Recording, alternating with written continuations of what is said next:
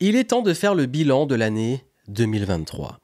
Dites-moi franchement, comment s'est passée cette année pour vous? Moi, j'ai commencé 2023 avec 42 fièvres. J'ai passé le nouvel an dans mon lit à faire des bad trips très bizarres avec la fièvre en me disant « mais qu'est-ce qui va se passer cette année ?» Et j'ai commencé l'année avec une sorte de petite boule en ventre, petite déception, l'année 2022 qui n'a pas été comme je le voulais, à me poser beaucoup de questions. Et là, en cette fin d'année, tout s'est bien passé. Les choses ont été fluides. Il y a eu des challenges, il y a eu également des belles réussites. J'ai sorti un nouveau livre, une nouvelle marque, un nouveau concept. L'activité, j'ai fait ma deuxième meilleure année d'activité, bien meilleure que 2022 en tout cas. J'ai retrouvé une très bonne santé, une belle énergie, j'ai réaligné le business. Et puis aussi et surtout, j'ai pu faire une belle tournée de conférences tout en proposant ce nouveau livre que j'ai écrit. Et les choses se sont passées justement malgré les peurs, malgré les challenges, dans un sens positif si on fait le bilan. Et aujourd'hui, justement, dans ce bilan du game, comme le veut la tradition, je vais partager avec vous les 7 leçons principales à tirer de 2023. Et surtout, ces leçons vont tourner beaucoup autour de l'adversité, parce que, comme je le dis, nous traversons tous des périodes assez difficiles, des périodes de vie, des périodes qui sont des contextes plus personnels, des contextes également plus globaux. Nous avons une période quand même assez difficile, on peut dire entre guillemets, de crise, ce qui fait qu'il faut aussi savoir s'adapter, trouver sa place, trouver son flow comme j'aime le dire. Et justement, le but dans ces contenus que je vous propose, c'est de toujours vous aider à avancer. Et c'est vrai qu'aujourd'hui, comme je le dis, chaque année, je fais un petit bilan de l'année. Là, je suis content parce que les choses ont été positives, parce que les choses sont allées dans un bon sens. Et justement, comment on fait pour remonter ? Comment on fait qu'on vit justement des choses difficiles pour se relancer et repartir ? Et là, ce sont les 7 leçons que j'ai prises en compte et que je vais partager avec vous pour vous aider justement si aujourd'hui vous vous dites ok, moi j'ai envie de me relancer, j'ai envie de repartir ou j'ai envie de mieux gérer les hauts, les bas et savoir comment prendre des meilleures décisions pour moi, ma carrière, mes affaires, etc. Vous êtes au bon endroit. Et d'ailleurs, si vous le souhaitez, j'ai fait un contenu très spécial avec un journal que vous pouvez télécharger, le journal New Year Flow, qui est entièrement gratuit, en PDF, vous l'imprimez et vous pouvez faire votre introspection, bilan de l'année, préparation de la nouvelle année.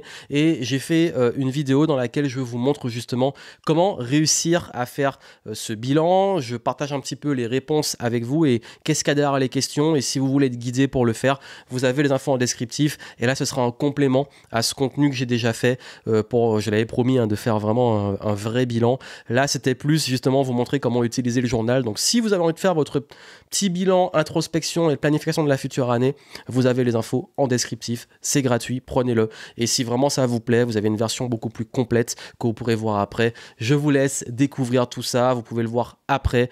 Les deux contenus vont ensemble. Il n'y a pas forcément un qui va avant ou après l'autre, comme vous le sentez, parce que les deux sont complémentaires. Et justement, là, on va parler vraiment des leçons de l'année. Et si vous voulez la partie plus introspection, bilan, vous avez l'autre et je vous mets tout ça en descriptif. Déjà, les leçons de cette année, comme je l'ai dit, moi, quand j'ai commencé l'année, j'avais un petit peu du mal à avoir confiance. Confiance en moi et confiance en le contexte. Et quand on manque de confiance, comment on fait ? Quand on se dit, mais est-ce que je vais être à la hauteur ? Parce que quand vous êtes en plus dans un état de fièvre comme ça, il y a un truc qui se passe. Quand on est malade, on a l'impression qu'on va être malade toute sa vie. Et du coup, j'étais comme ça, j'étais malade et je voyais, je broyais du noir et j'étais en mode, wow, je vais pas y arriver, comment je vais faire, dans quel état je suis. Forcément, c'est un état passager, mais on a tendance à, c'est ce qui s'est passé à ce moment. Et du coup, quand on n'a pas réussi les objectifs de l'année d'avant, ou c'est pas allé dans le sens qu'on voulait, ça a cassé ma confiance. Vraiment, je vous le dis, ça a cassé ma confiance. La bonne nouvelle, c'est que la confiance en soi, oui, on peut la perdre. Oui, il y a des fois on est en confiance, des fois on est moins en confiance. Il faut juste continuer. Et ça, c'est ce que j'ai appris dans le sport. Il y a des fois tu es moins en confiance, tu performes pas malgré tes efforts, tu as du mal, mais il faut pas s'arrêter, il faut continuer l'entraînement, il faut continuer d'être là. Et c'est à force de faire, ça revient. Et parfois ça prend du temps aussi. Donc, quand on perd la confiance, quand on se dit est-ce que j'ai perdu mon talent, est-ce que j'ai perdu mes capacités, est-ce que je suis à la hauteur de faire ce que je faisais avant ou est-ce que je suis à la hauteur des nouveaux challenges et ambitions que j'ai ? C'est souvent ça, la confiance, c'est qu'on doute de ses capacités à réussir. À la différence de l'estime, qui est plus là la valeur qu'on s'accorde. J'ai pas eu des problèmes d'estime cette année, c'était plus avant une autre période que j'ai réglé, mais là c'était vraiment un problème de confiance. Et ce que j'ai fait, c'est que je me suis relancé sur déjà regagner confiance avec des petites victoires. Faire des petites choses qu'on sait bien faire, qui sont un petit peu en zone de confort, mais les faire mieux. Par exemple, dans mon activité, réaligner, sortir des nouveaux programmes qui me tiennent à cœur, commencer à travailler sur la nouvelle marque, commencer à faire des petits événements pour me remettre en mouvement. Et c'est comme ça qu'on se remet en mouvement. Et la confiance, elle revient dans des petites victoires. Donc, s'autoriser à avoir des petites victoires. Parfois, il faut arrêter de se mettre trop de pression, des trucs trop ambitieux et juste revenir, OK, comment je peux avoir des petites victoires? Et après ça, faut recommencer à être cet éternel apprenti. La confiance, c'est de l'entraînement, des compétences, rencontrer des personnes, se former, réviser. Même, on dit souvent se former, c'est apprendre des nouvelles choses. Il y a une partie de ça, mais également, moi, c'est revenir sur des fondamentaux. Et ça, c'est extrêmement important. Même dans le sport, hein, tu manques de confiance, reviens sur les fondamentaux. Donc là, ça a été la première chose. La première leçon, c'est que votre confiance en vous, elle peut faire yo-yo. Mais n'attendez pas d'avoir confiance pour faire les choses. Restez en mouvement, continuez d'apprendre, prendre des feedbacks, vous exercer, vous entraîner, faire ce qu'il y a à faire, vous planter, vous relancer. Et c'est comme ça que la confiance va se créer. La confiance se crée dans l'action, dans le mouvement, dans l'entraînement. Et j'avais aussi besoin de reprendre confiance même sur la scène parce que je n'ai pas pu faire les événements que je voulais le deuxième semestre 2022. Donc je me suis dit, 2023, je vais faire une tournée de conférences, je vais reprendre la conférence. Donc ouais, se remettre dans ce mouvement-là, cette dynamique. Au début, j'avais un peu peur. Je me suis dit, est-ce que je vais réussir à reprendre la parole en public après tout ça, etc. Et puis en fait, oui, ça revient et on regagne confiance peu à peu. Donc c'est OK. Ensuite, il y a deuxième chose, c'est vraiment pour le coup lié au fait de ne rien prendre personnellement. Pourquoi ? Parce que on peut prendre des échecs ou des difficultés ou du contexte personnellement. Moi, j'ai pas arrêté de ruminer sur mon année 2022 à me dire mais qu'est-ce que j'ai mal fait ? Pourquoi j'ai pris cette décision, etc. Et c'est pas bon parce qu'en fait on culpabilise et j'ai beaucoup culpabilisé. Je me suis dit mais j'ai pas été à la hauteur, comment j'ai pu laisser ce truc de santé arriver alors que c'était même pas c'était même pas ma faute. On prend toujours ses responsabilités mais c'est pas toujours notre faute. Ma responsabilité c'est qu'est-ce que j'en fais. Écoute, c'est arrivé. Et puis d'un autre côté se dire mais en fait malgré tout ça t'as réussi à le surmonter. Malgré tout ça t'as continué. Malgré tout ça t'es encore là. Malgré tout ça tu ne lâches pas. Et ça c'est important, c'est que cette attitude, vous l'avez en vous. On a tous une force de résilience. Et je pense qu'il y a un moment, il faut arrêter de penser que ouais, tout nous arrive, c'est contre nous, c'est vraiment pour le coup une posture de victime. Et il y a un moment, oui, je l'assume et je vous le dis en toute transparence, j'ai commencé à rentrer dans ça. Je me dis, mais pourquoi ça m'arrive, etc. Il y a vraiment envie, non, te recadre, arrête tes conneries, prends tes responsabilités. Ça arrive à tout le monde, en plus c'était pas grave, tu as passé ça, tout le monde vit ça. Vas-y, maintenant, prends tes responsabilités, qu'est-ce que t'en fais ? Comment t'en fais quelque chose de constructif ? Comment t'en fais quelque chose qui va te faire avancer ? Et alors, c'est génial parce que je fais un métier où quand les choses comme ça nous arrivent, ça peut faire des belles histoires à raconter. Bah, parle-en dans ta conférence. Dans ta conférence, tu vas parler de ton expérience. Dans ton livre, tu vas transmettre ce que tu as appris, ce que tu as expérimenté. Et beaucoup de personnes ont été très touchées par ce partage parce que dans ma conférence de la tournée Flow Tasking, j'ai été transparent sur les challenges, les difficultés et tout et comment on les gère. Et ça, c'est génial parce que je me suis rendu compte que quand on prend ses responsabilités et qu'on se dit, OK, ça, fallait que je passe par là pour pouvoir construire l'avenir. Franchement, je pense que c'était ultra nécessaire et ça m'a permis de me transformer. Donc, ce qui a été bien à ce moment-là, c'est que je me suis dit, OK, là, c'est bon. Là, tu prends tes responsabilités, t'arrêtes de penser que la vie est contre toi. Non, la vie, elle est là pour toi et fallait que tu te renforces, fallait que tu prennes des leçons et maintenant, avance. Et je crois que ça, c'est la deuxième leçon. C'est pas prendre les choses dans le mode personnel, c'est contre moi ou tout est contre moi. C'est plutôt prendre ses responsabilités et se dire, au contraire, ouais, c'est peut-être, ça m'arrive, mais est-ce que c'est pas une occasion d'en faire quelque chose de constructif pour moi ? C'est un choix. La troisième leçon concerne la discipline. Comment on garde les bonnes habitudes de la discipline ? Et je peux vous dire que j'ai été très discipliné, peut-être même trop cette année. En fait, la discipline, c'est comme pour la confiance en soi. Il ne faut pas attendre d'avoir de la confiance pour faire les choses, faut les faire pour gagner en confiance. La discipline, c'est pareil. Il faut pas attendre la motivation, faut faire et la motivation vient. Il y a des jours où j'avais pas envie, il y a des jours où j'étais pas en forme, etc. Juste, j'ai continué une forme de routine. Tous les jours, je me suis engagé à créer. Tous les jours, je me suis engagé à mettre du mouvement. Pas faire forcément du sport comme un bourrin tous les jours, mais au moins aller faire des étirements, respirer, marcher, juste rester en mouvement et juste se discipliner aussi, même sur le sommeil.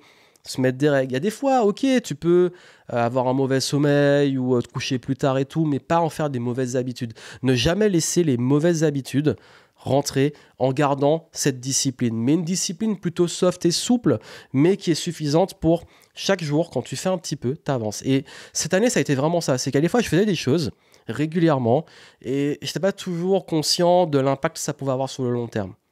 Des choix au niveau de l'alimentation, des choix au niveau du business, des choix au niveau des relations, des choix, enfin des micro-décisions. Mais avec discipline, je me suis rendu compte que ces micro-décisions, à chaque fois, elles ont eu un impact positif, mais après. Et c'est souvent ça l'effet cumulé. Et quand je vous parlais de la tournée de conférence qui a été ultra fluide, ça a été une conséquence de plein de micro-décisions qui ont fait que ça a été fluide. C'est pas un coup de chance et tout, c'est vraiment, il y a une sorte de préparation. Et la discipline, c'est ça. C'est qu'est-ce qui est important pour vous et tous les jours mettre en place les bonnes habitudes. J'en parle dans New Year Flow, le programme exclusif de fin d'année. Il y a un gros chapitre sur comment créer justement les bonnes habitudes et des outils pour mieux vous discipliner sans forcément vous mettre une pression monumentale. Parce que forcément, moi, j'ai aussi envie de relâcher un peu la pression, mais de mettre assez d'intensité pour mettre du mouvement, mais pas trop pour pas me cramer les ailes. C'est un équilibre à trouver et je vous l'enseigne. 4e leçon, il n'y a pas besoin toujours de gros objectifs très précis. Cette année, moi, j'ai plutôt suivi mon flow. Et c'est pour ça que Flow Tasking a été fluide, c'était bienvenu. C'est que j'ai pas cherché forcément à me dire il faut que j'ai tel résultat ou il faut que j'atteigne tel palier. Je me suis dit, cette année, mon plus gros focus, ça va être sur tous les process qui peuvent amener ces résultats. Comment je peux créer plus de qualité pour mes clients? Comment je peux tester des nouvelles choses? Comment je peux créer régulièrement du contenu, peu importe que ça fasse des likes, des vues, on s'en fout, on est régulier. Comment je peux continuer également sur la partie sportive à m'entraîner, à prendre soin de mon corps? Comment je peux, et encore une fois, à chaque fois, comment je peux faire plus de conférences? Comment je peux mieux travailler mes prises de parole en conférence? Comment je peux mettre une routine d'écriture pour tous les jours écrire même quand j'ai pas d'inspiration? Et c'est comme ça qu'on finit avec un livre, avec une tournée de conférences, avec des nouvelles opportunités, avec une clientèle qui se développe, avec un business qui se développe. Je vous jure, cette année, je me suis pas mis l'objectif, par exemple, de chiffre d'affaires. Le seul objectif que je me suis mis, c'est faire aussi bien ou mieux que 2022. C'était le seul objectif. Je me suis dit, bon, si je fais moins, c'est pas grave. Parce que mon priorité, c'était la qualité de vie à la base. Mais c'est vraiment... Je me suis dit, de toute façon, ces chiffres-là, tu vas les faire parce que tu sais qu'est-ce qui les provoque. Et ce que je vous dis là, c'est l'une des choses les plus importantes que j'ai apprises en processus d'accomplissement d'objectifs. C'est que qu'est-ce qui provoque ces objectifs? Si tous les jours, tu fais ça, ça va provoquer l'objectif. Mais c'est pas sûr. C'est pas sûr. Parce que, encore une fois, on doit lâcher prise sur le résultat. Et c'est ça, c'est qu'en fait, j'en parle dans New Year Flow, encore une fois dans le programme, j'appelle ça les soft goals. C'est si vous n'avez pas une clarté, on peut avoir les deux, des choses très spécifiques. Moi, j'avais par exemple sortir un livre, c'est concret. Mais je me suis pas dit, il faut qu'il y ait tant de ventes sur le livre ou tant de mots. C'est juste, je dois sortir un livre. Je fais une tournée de conférence, je me suis pas dit, il faut que j'ai tant de participants. Je me suis dit, je veux faire une tournée de conférence dans les villes où je sens que j'ai envie d'aller. Et tout ça a été fait. Et c'est en process. Et après, le nombre de personnes, le nombre de ventes, tout ça, c'est une conséquence. On peut se fixer les objectifs. Parfois, je le fais. Je me dis, mon but, c'est de faire tant de ventes, etc. Mais là, je ne l'ai pas fait. C'était un choix. Parce que cette année, je pense qu'au fond de moi, je n'avais pas envie de mettre une pression de résultat. J'avais plus envie de me concentrer sur ce qui est bon et qui va soit provoquer les résultats, soit me permettre d'apprendre et d'évoluer et gagner en confiance pour avoir des résultats qui seront peut-être différés ou c'est pas grave parce que je vais évoluer, je vais progresser. Vous avez vu la subtilité. Donc c'est ça, c'était une année de flow et plutôt d'avoir des gros objectifs, suivre son flow. À un moment, j'ai envie d'écrire un livre, j'ai l'écrit. J'ai envie de faire une tonne de conférence, j'ai tourné une tonne de conférence. Et j'ai vraiment fonctionné comme ça, un peu plus à une forme d'intuition. une forme de qu'est-ce qui m'appelle, qu'est-ce que je sens, parce que j'avais envie d'expérimenter ça et être moins dans le contrôle. 2022, fallait recruter à telle date, fallait faire ça à telle date, tel truc. Tout était carré, hyper contrôle, et en plus, quand on perd le contrôle, là, c'est une horreur au niveau de, justement, de sa confiance. Et là, je me suis dit non, focus process. Et bizarrement, ça a bien marché. Et je dis pas que ça va tout le temps être comme ça, mais c'était une belle expérimentation. Donc parfois, vous n'avez pas besoin, comme vous disent beaucoup de coachs, d'avoir des super objectifs méga ambitieux, ultra spécifiques, etc. Des fois, juste savoir, ok, c'est quoi mon intention, de quoi j'ai envie, qu'est-ce qui est important et qu'est-ce que je peux mettre en place pour le provoquer. Et ce processus-là, comme on dit, process avant résultat, parce que c'est le process qui provoque le résultat. Si vous savez comment mettre en place des bons process, vous aurez plus de chances de provoquer les bons résultats. En business, avec mes clients, c'est comme ça qu'on fonctionne. Je focalise sur, ok, qu'est-ce qu'ils peuvent mettre en place régulièrement pour que ça alimente le business, pour qu'il tourne, pas juste, ok, tu veux booster ton CA de temps ou ta marge de temps, mais oui, mais il faut savoir, mais qu'est-ce qui va le provoquer? Ou il faut agir régulièrement en termes de process système pour que ça le provoque. Donc c'est ça l'idée. 5e leçon, revenir à l'essentiel. Et je crois que je suis vraiment revenu, et quand je vous disais, en parlant de flow, me recentrer sur ce qui compte pour moi. Pourquoi j'ai créé cette activité? À la base, je voulais être libre. Oui, c'est la partie personnelle, égoïste. Il faut l'assumer. Moi, je suis OK pour me dire que mon business, c'est un outil pour ma liberté. Ça en fait partie. Mais pas que. Parce que quand on a atteint cette liberté, et je l'ai depuis plusieurs années maintenant, on a envie de se sentir utile. On a envie de voir que ce qu'on fait a du sens. Et la liberté, elle a des limites. Une fois qu'on a la liberté financière, je vous dis, on n'est pas forcément plus heureux. On a plus de possibilités et tout, mais forcément, on va chercher de nouveaux sens. Parce qu'en fait, au début, c'est une quête. Elle a du sens pour nous, cette quête. Mais une fois qu'on a atteint cette quête et que c'est là, bah ok, mais c'est quoi mon rôle aujourd'hui? Mais par contre, j'ai toujours eu ce truc au fond de moi de vouloir sincèrement et réellement apporter un certain niveau de connaissance et de conscience aux gens. Tout ce que je fais et mon vrai pourquoi, c'est transmettre de la conscience, de la connaissance, de l'expérience. Je ne ferai pas ce que je fais là en ce moment, je serai prof. Peut-être qu'un jour je le serai, je ne sais pas. Je ne ferai pas ce que je fais là en ce moment, que je le ferai autrement. J'ai commencé à le faire sans être payé, je le fais aujourd'hui en étant payé. Je fais des conférences en étant payé, je fais des conférences où parfois j'offre mon temps. En fait, c'est quelque chose qui m'anime au fond de moi. Et à un moment, dans le business, on se met des pressions, on se met des objectifs. Il faut faire tant de vues, tant de chiffre d'affaires, tant de ventes, etc.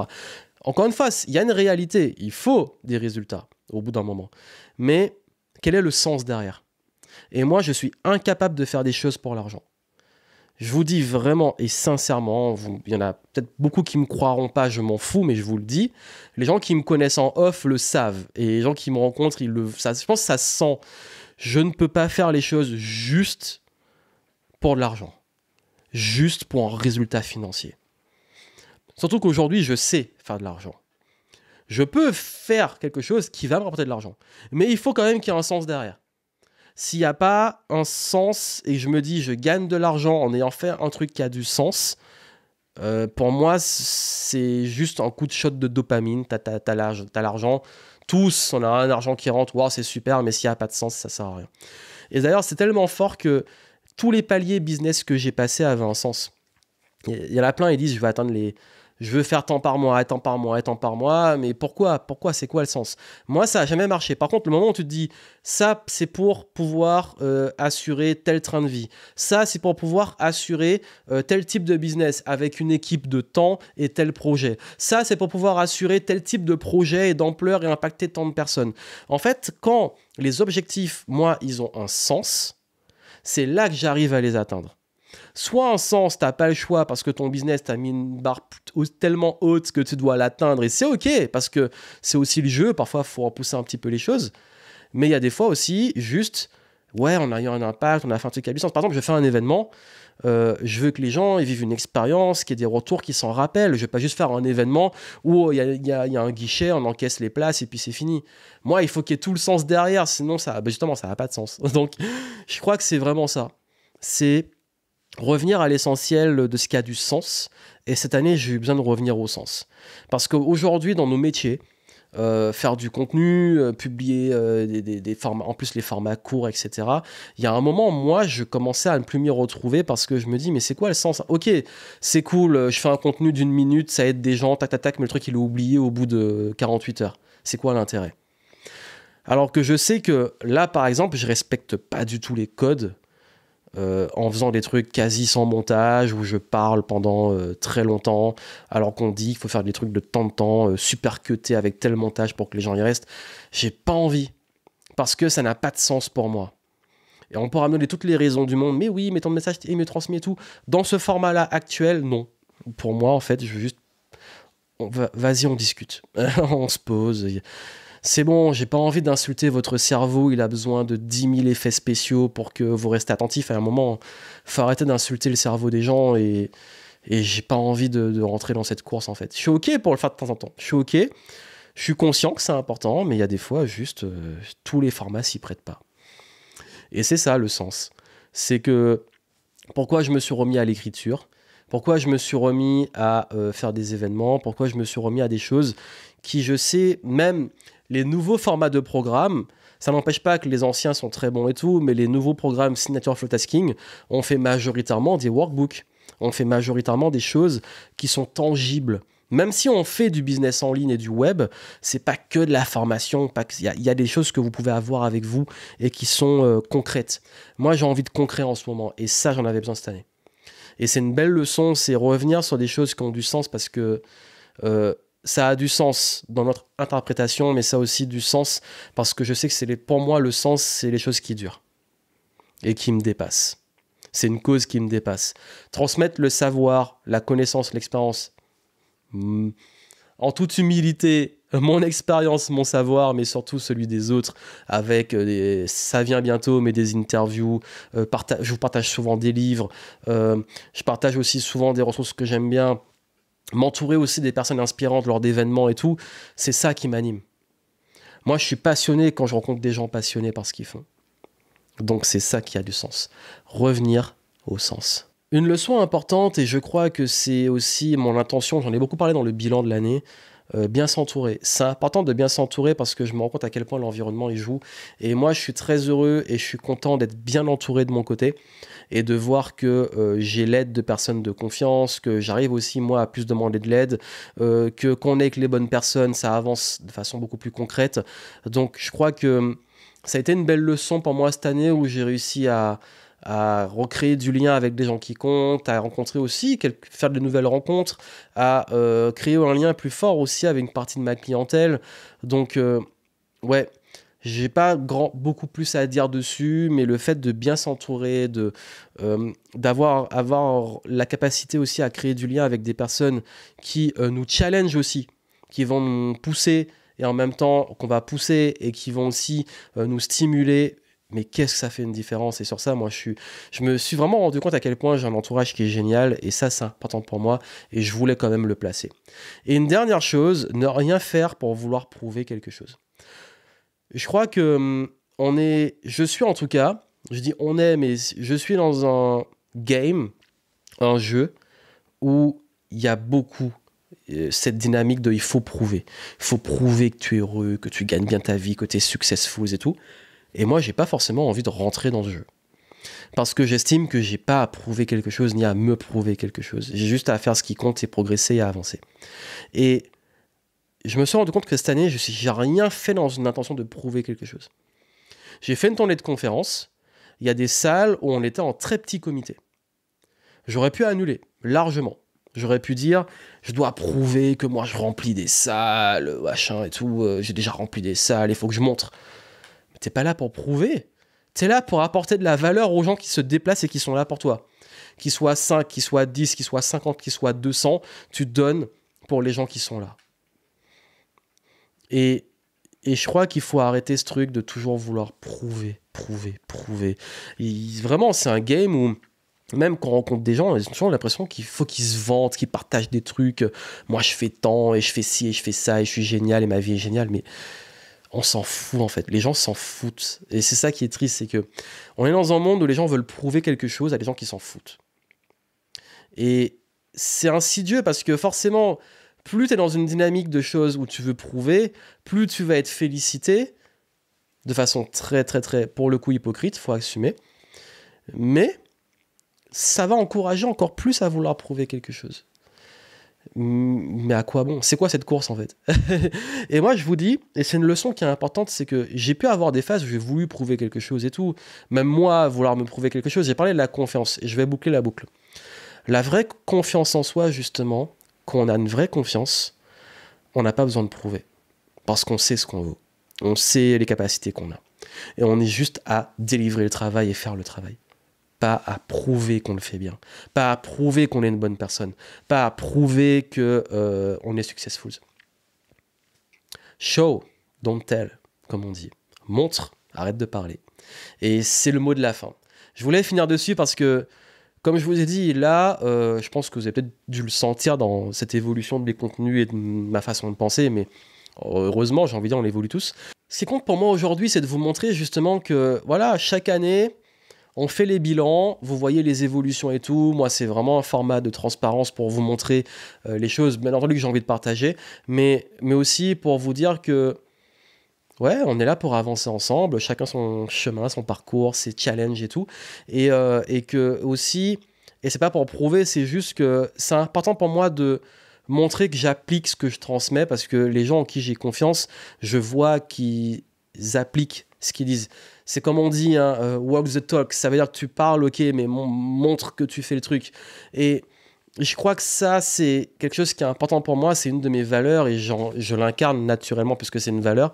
Et je voulais vous montrer aussi que, ouais, chaque année, il y a des belles leçons. Et là, moi, ma posture, c'est je suis pas au-dessus, je suis pas meilleur, je suis pas donneur de leçons, même si c'est de leçons, c'est un partage de leçons. Je ne suis pas en train de vous donner des leçons de vie, je suis en train de partager une expérience de vie et des leçons que je peux en tirer et que à vous de prendre ce qu'il y a à prendre. Et c'est vraiment la posture et l'intention. Donc, comment ça va se passer pour la fin de l'année ? Déjà, comme je vous ai dit, vous avez le workbook New Year Flow qui me tient à cœur. C'est une exclusivité qui est juste pour décembre-janvier. Donc, si vous voulez le prendre, allez-y. Vous avez les infos en descriptif. Si vous voulez faire justement les exercices et aller en profondeur sur l'introspection. À la fin de l'année, on fera un petit challenge. Je vous en parlerai après. Je ne sais pas encore si ce sera le dernier contenu ou pas de l'année, mais voilà, on verra.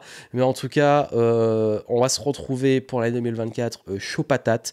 Chaque début d'année, j'organise souvent un live qui est justement un live pour vous préparer pour l'année, mettre du mouvement, créer une dynamique, se booster, donc restez connectés pour les infos. Généralement, je préviens début janvier et on va pouvoir continuer à avancer ensemble. Donc, s'il n'y a pas de contenu pour la fin de l'année, moi, je vous souhaite une magnifique et heureuse fin d'année 2023. Prenez ce qu'il y a à prendre, faites les exos du workbook. Si vous voulez les infos pour mon challenge de fin d'année, vous tiendrez informé sur la newsletter ou sur les différents réseaux. Restez connectés. Et puis, quoi qu'il arrive, célébrez, profitez, passez ces beaux moments avec les gens que vous aimez. Et moi, je vous retrouve peut-être l'année prochaine et je vous souhaite plein de succès. À très vite.